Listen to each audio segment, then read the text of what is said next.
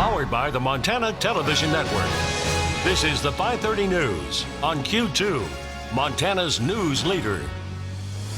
Good evening, everyone. Thanks for joining us tonight. I'm Russ Riesinger. Here's what's making headlines on this Friday evening. A surge in COVID-19 cases being reported in Wyoming today. The reopening of Montana and Wyoming starts at the altar, but some churches decide not to open, and businesses in Montana preparing to open their doors Monday. All of this with a huge economic and community impact. But first, a class action lawsuit is filed in Yellowstone County Federal Court as dozens of Montana parents express concern and frustration with a Montana travel company over the cancellation of student school trips. In court documents, plaintiffs in Billings and Kalispell accuse Global Travel Alliance, which operates in Montana and several other states, of misuse and breach of its own contract cancellation policies as a means to profit from the COVID-19 pandemic. Global Travel Alliance works with school districts to lead education travel to Washington, D.C., Costa Rica, and Europe. Plaintiffs also say kids worked hard all year to raise money for that trip, some of which they will not get back. Well, one of those canceled trips, an educational trip to Europe this year. Now, the complaints come after a school trip was called off due to travel restrictions over COVID-19. Only a partial refund was offered from the company, Global Travel Alliance, which is headquartered right here in Billings. MTN Chief Investigative Reporter Andrea Lutz looked deeper into the issue. The Montana Office of Consumer Protection tells me there are 60 complaints against Global Travel Alliance, and there is an active investigation.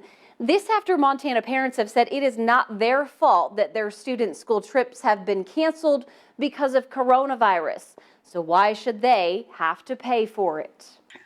You know, we're living in really unusual times, and I feel like unusual circumstances call for unusual accommodations. Mom Julie Robles says she's already paid over $4,000 for a 2-week school trip to Europe in June that her son obviously can't attend. But for now, Global Travel Alliance is sticking to the standard cancellation policy, which is to withhold 30% of the overall trip cost for anybody who cancels this close to the date, the departure date. But we didn't actually cancel. So that's where things get really interesting. She and other parents were first given this email on April 21st from Global Travel Alliance, asking participants to choose a cancellation option.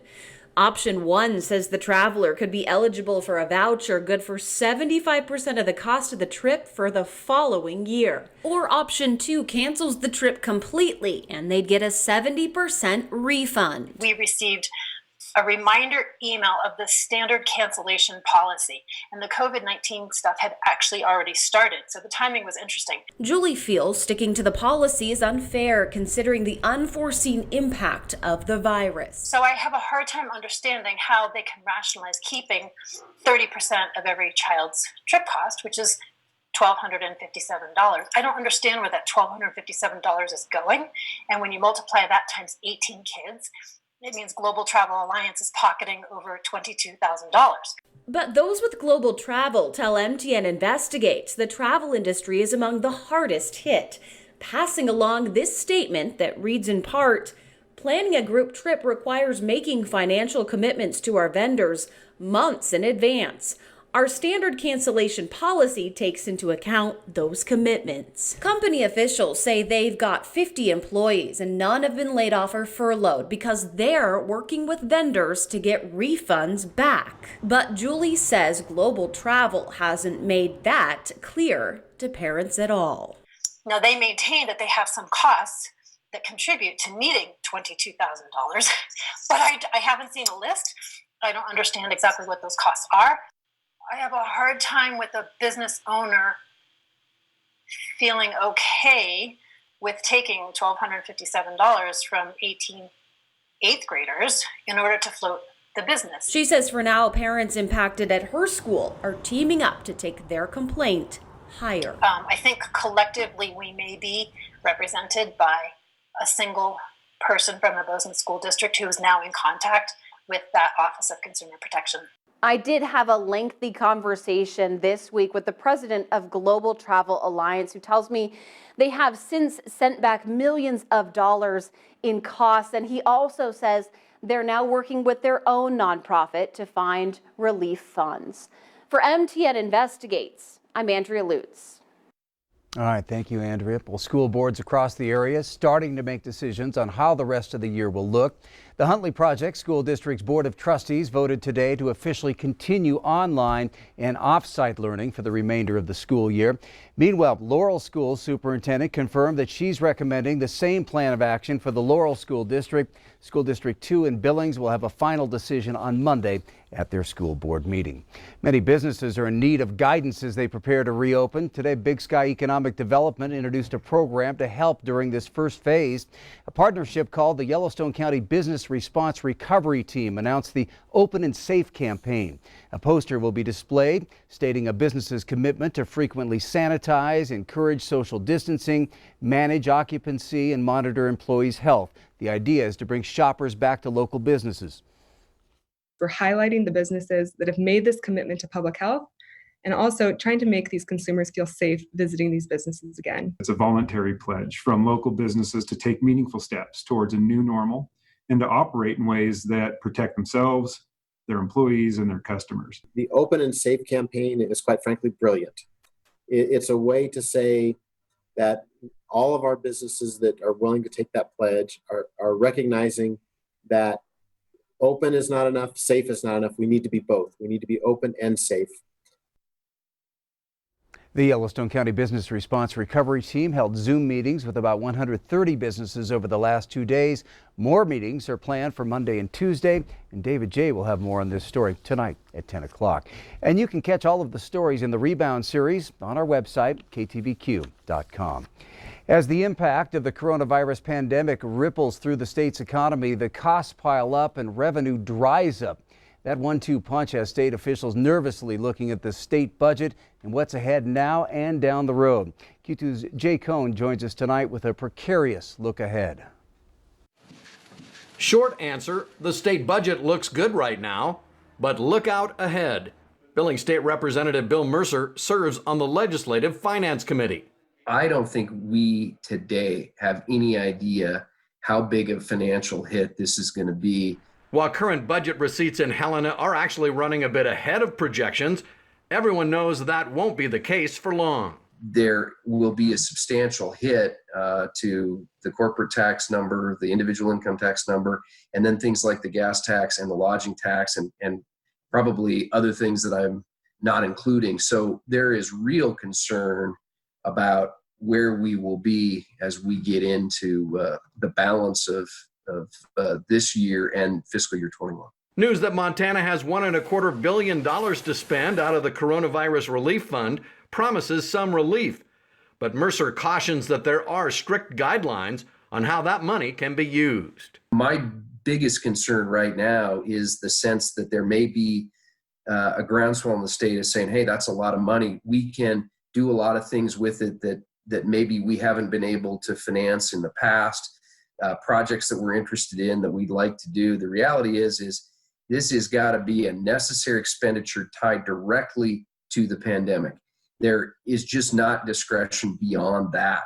Billings businessman Scott Brown is a member of Governor Bullock's Coronavirus Task Force, working on how to throw a lifeline to small businesses who have yet to get any federal aid. There are a lot of businesses that are not only impacted now, but will be impacted into the future. So we're trying to come up with a way to provide funding to keep those small businesses afloat. Perhaps the biggest question is, how long will the downturn last? When will the public feel comfortable shopping and traveling again? I think I'm more pessimistic now than I was a couple weeks ago. And now people are talking about maybe next spring, somewhat getting back to normal, maybe even after that. The task force will deliver its recommendations to the governor by the end of next week. Difficult decisions in a difficult time. In Billings, I'm Jay Cohn reporting for MTN News. All right, thanks, Jay. And the governor's office has a special page to submit ideas to the coronavirus task force. You can go to mt.gov.coronavirus task force. Well, ahead of this weekend's first phase of reopening, Governor Steve Bullock held another news conference today, stressing that residents and businesses will still have to take responsibility to help slow the spread of COVID-19. MTN's Jonathan Ambarian was there. Governor Steve Bullock says Montana's early actions to flatten the curve of coronavirus cases have now brought the state to a point where they can begin to relax some of the restrictions. But before the start of Phase 1 reopening this weekend, Bullock said people will still need to take actions to maintain that progress. I'd like to reiterate how important it is that Montanans continue to go to great lengths to protect themselves and one another in these coming weeks. Bullock said fewer than a dozen new cases have been confirmed in Montana this week. He also introduced Dr. Mark Mantell, president of the Montana Medical Association, who said Montana is not out of the woods, but that a phased reopening was the most realistic way to move forward. Bullock said the steps people take now will determine the success of the reopening plan. There is no expiration date for this phase. The virus still is in Montana. It will be with us for some time. That means that we may be in Phase 1 also for a long time. And in large part, when we get out of this phase relies on the individual actions and personal responsibility of Montanans. The start of Phase 1 reopening will come on Sunday, and Bullock says leaders will be closely watching after that to see if the curve remains flat. In Helena, Jonathan Ambarian, MTN News. And our state added 2 more cases today to bring our total to 444 COVID-19 cases. One was here in Yellowstone, the other was in Wheatland. In Wyoming, there were 17 new cases today to bring the total there to 349. Still ahead on tonight's 5:30 News, we'll take you on a journey to Hawaii for some good food right here in Billings. Find out what's on the menu in We're Open. And in sports, everybody's talking about ESPN's 10-part documentary on Michael Jordan. Scott shares his own encounter with MJ and pictures from almost 25 years ago.